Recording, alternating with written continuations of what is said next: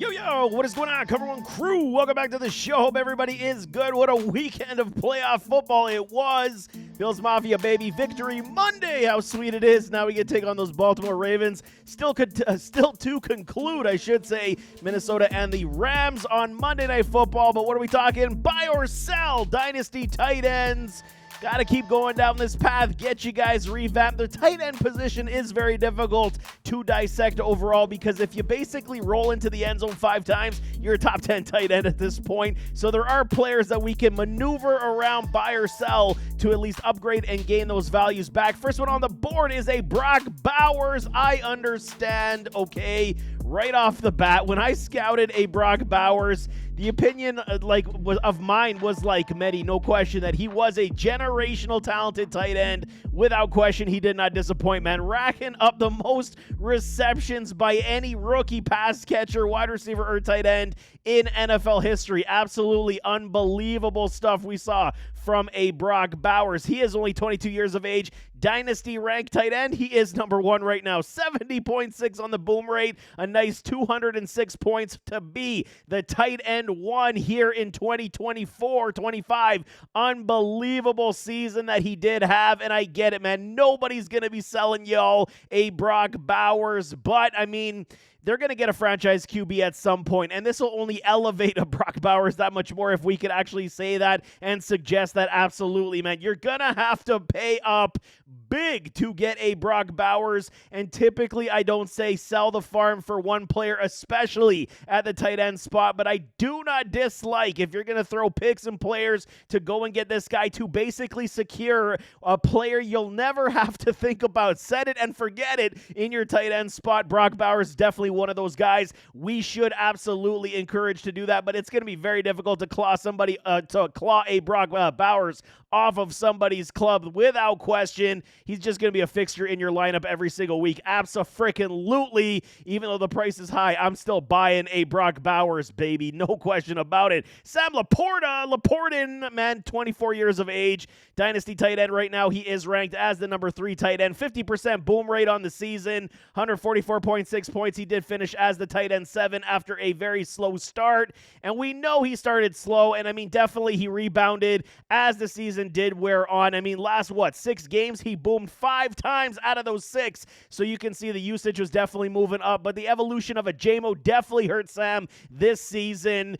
And, I mean, he's still one of the best young tight ends in this league. And the way that the future's super bright for these Detroit Lions. We know this. They're going to be challenging for the Super Bowl in these playoffs without question. They got the Washington Commanders, the Commies, next week, if I'm not mistaken. So it's going to be a good one. But, I mean, they're going to be a top squad likely for quite some time. And, I mean, his value right now, because of how his season did transpire, where a lot of people are going to negate by the time you're looking to trade for him, they're going to negate those last 6 games. And, I mean, his value right now is kind of on that lukewarm to high, but it's still at that point where there are going to be some managers willing to listen to payoffs if you are going to go and shop and buy a Sam Laporta at this point. Paying for him, I definitely would, but I mean, there is somewhat of a discounted rate right now for a Sam Laporta. You're still going to pay, but it's more discounted than we would have anticipated coming into this past offseason without question. Next one I got, do not laugh, Kyle Pitts, baby, on the buy. Before y'all laugh, I know, okay? And I know you're going to laugh and say, I'm done with Kyle Pitts. And at some point, I can't even believe I'm saying this at this point, but buying a Kyle Pitts right now has the potential to be one of the lowest risk, highest reward payoffs we have ever witnessed at the tight end spot, man. Okay, Pitts, he definitely needs to be on another team. I'm telling y'all, he's got to get out of Atlanta for some reason. It just isn't working. We thought it would work with a Kirk Chains. Did not happen. Maybe it's going to work with a Michael Penix. We will see. He started the season out pretty well, but I mean, I truly believe a change of scenery would do Pitts wonders this year. We know he's a physical freak. He just needs the right coaching staff and the right system to put him in the right situation, put him in that, alpha slot role where he's not, asked to block too much, because that is still a liability in his game. And the biggest of ways right now is legit pennies on the dollar. We could get a Kyle Pitts at this point. You buy this man on the cheap and hope for the best. Right now, he is the tight end 12 rank, Dynasty tight end rank as the number 12, His boom rate right now was 35.9 on the season. Definitely did fall down. He finished as the tight end 15 with 107 points. So you see what I'm saying? Tight end 15 half PBR leagues, still as poor as Pitts did finish the season. You're still tight end 15. So for me, definitely abso-freaking-lutely at 24 years of age, I'm obviously not going to, buy on heavy. You buy on pennies on the dollar. You put them on your bench, and you hope for the best. If it doesn't pan out, you're not holding a cup in front of the store with a cup in your hand asking for change, because Kyle Pitts is a low-rent buy right now that could have potential massive returns, especially if he goes to another club and his career does take off. Next one is Isaiah Likely, 24 years of age, Dynasty ranked tight end 19, 25% on the boom rate. And, I mean, that's terrible as well, but it's simply because he did not see the field after that opening week very much as well. 102 points, tight end 16. So he is basically Kyle Pitts 2.0 when it comes to stat line, but I'm telling y'all, he's very dynamic. He's so sneaky good at this point, and we all need to get on board right now with an Isaiah Likely, even though it's been very inconsistent production-wise. But in Dynasty, he could be the next big thing at tight end. Likely shown that he could be the guy in this Ravens offense, abso-freaking-lutely, making huge plays with Mark Andrews. He's got one more year left on his contract, and it is worth a whopping $16.9 million.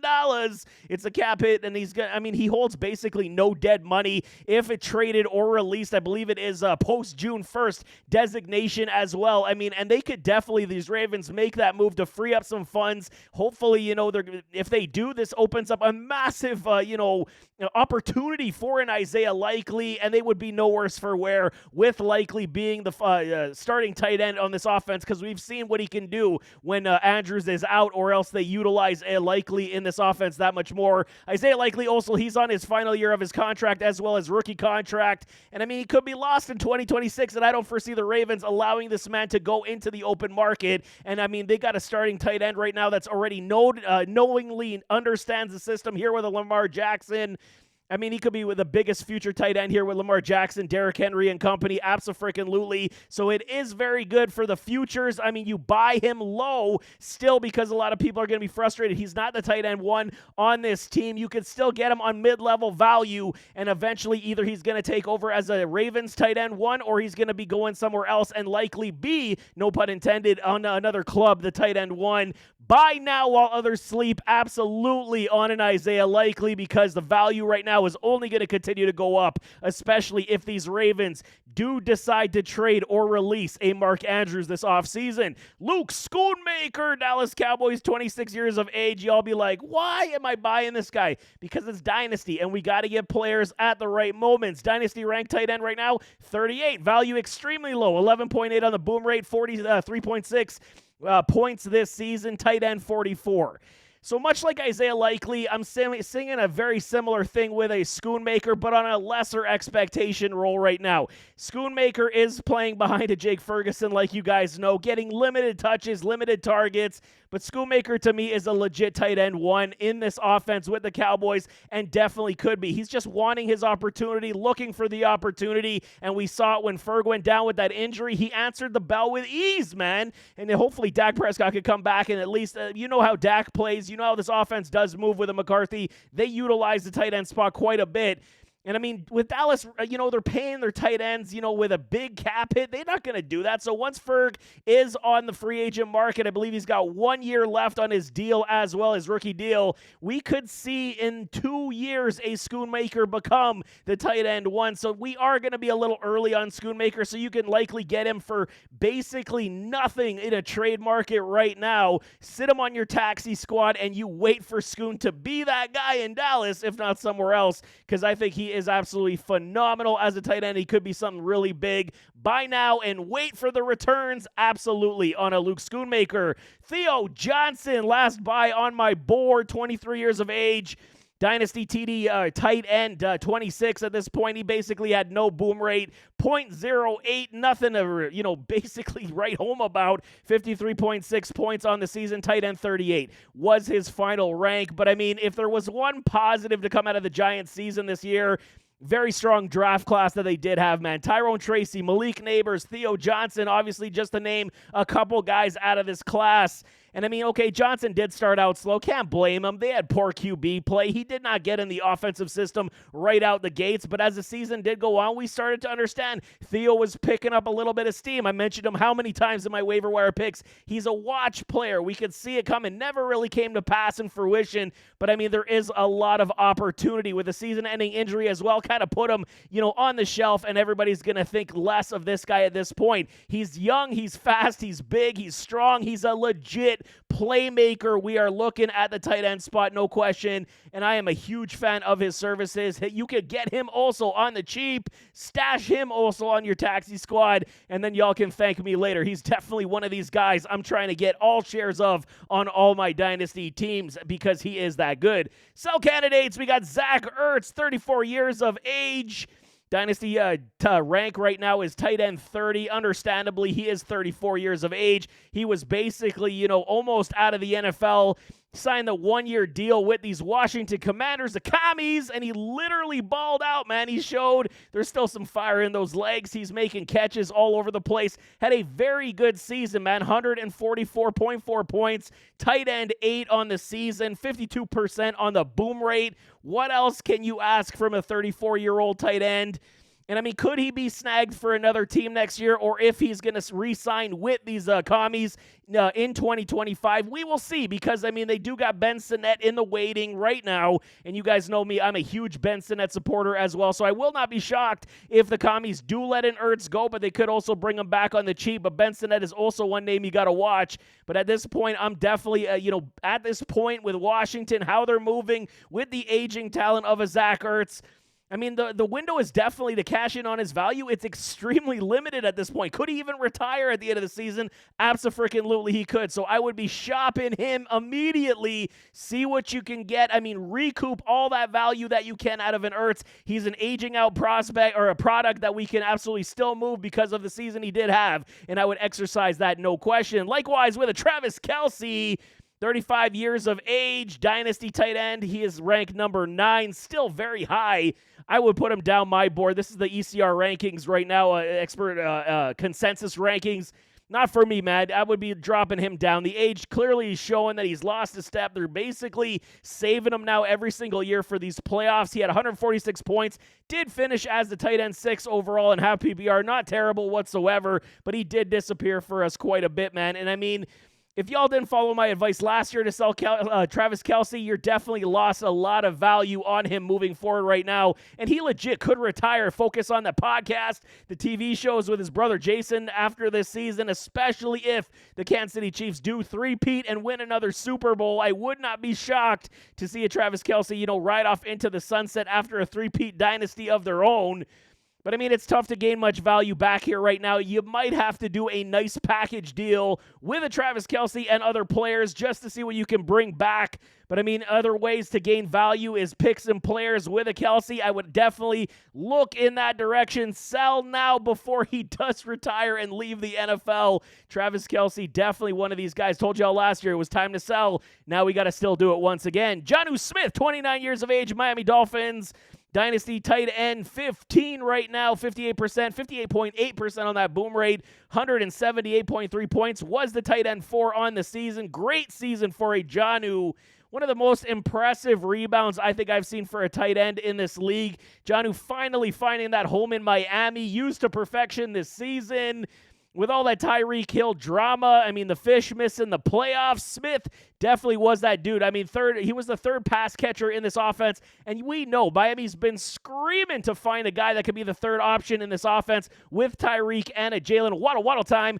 And we know the OBJ experiment just didn't work. Janu definitely was that guy, and the biggest issue is if Tyreek Hill does leave, this is going to be huge ups for target share for a Janu, and that increases his value that much more, and his value right now has never been this high. No question about that. He's still got 1 year left with these Miami Dolphins, so even though we may miss out on good stats next year, especially if a Tyreek Hill leaves, I'm definitely cashing in on this Janu Smith value because you can recoup way more than what he's worth and what you likely got him for, and you can revamp your roster with his value currently. If you wait, you may lose it because another down season. Look what happened to Raheem Mostert, man. Balled out 2 years ago, and this year was a bust. definitely selling a Janu at this point because we could find tight ends down the line that will continue to ball for us. Dallas Goedert, man, Philadelphia Eagles. This one was tough for me. I have to put it out here right now. It's not a must sell, but he's definitely in a position where I'm definitely looking at this point. He is 30 years of age, tight end 14, 55% on that boom rate, 82.6 on the points this year, and finished as the tight end 27.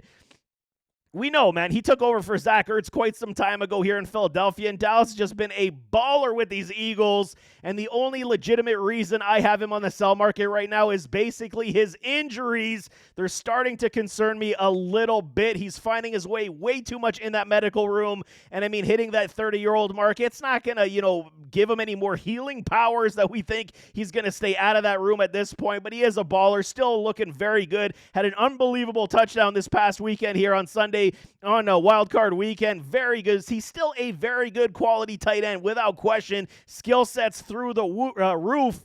He's got 1 year left on his deal as well. And we know these Philadelphia Eagles, we'll see where they do go. They're paying a lot of players, and those rookie deals coming up for some of the rookie defensive frontmen, I mean, they're going to have to make a decision. So Dallas Goedert could definitely find his way on another club, just like they did with a Zach Ertz. Let him walk and brought in Dallas. They will draft a tight end this year as well, without question, kind of groom if they don't have the guy. I mean, Keke Coutee to me doesn't necessarily scream next great tight end in Philly, but I mean, they could definitely draft a guy.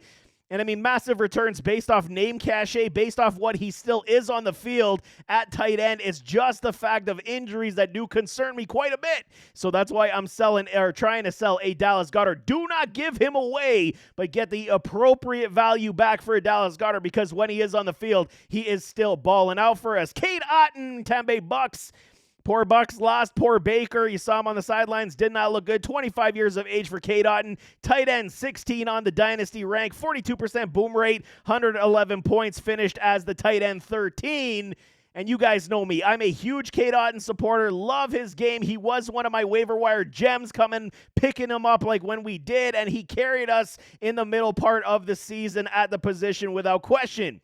But trading up and coming for tight ends isn't something I typically do. I'm stumbling all over myself here. But, I mean, Cade Otton is in that category of good quality tight ends, but he's not necessarily great at this point. And, I mean, he does give us those major disappearing acts where there's just not enough targets to go around. Yes, he saw his, role increase because of a Chris Godwin. Will the Bucs bring back a Godwin off his injury? We will see as well.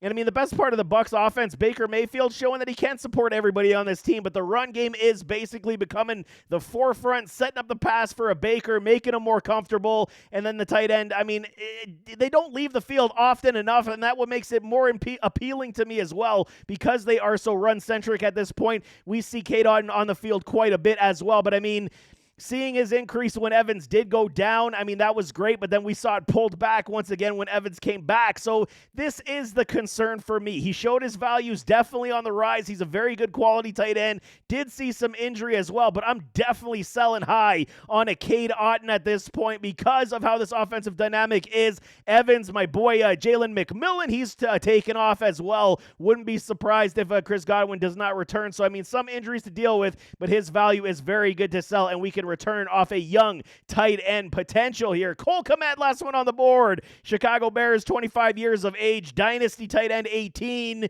Under 20% on the boom rate, 17.6, and he just got under 100 at 96.9 points. Tight end 18, man, and I'm telling y'all right now, I'm a fan of a Cole Kmet. I just hate the lack of usage that he gets in this offense.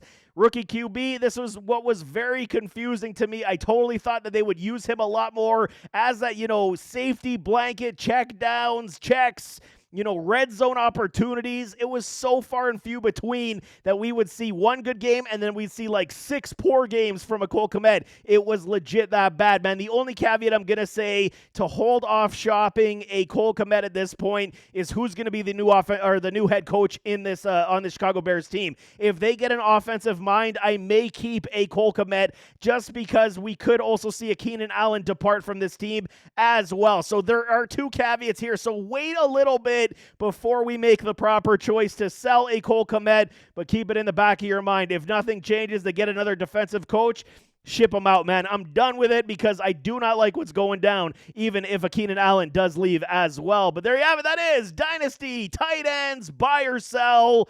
I'll hit you up with the QBs as well this week. Good stuff coming. Playoffs, Victory Monday, baby, for us Bills fans. Gotta love everything that's going down. Playoffs continue next weekend. It's going to be so much fun, but I got you covered to rebuild these Dynasty teams. But nevertheless, as always, don't forget to hit that like button, hit that subscribe button, jump in those comments, give me your thoughts, and we'll see you next time. I am out.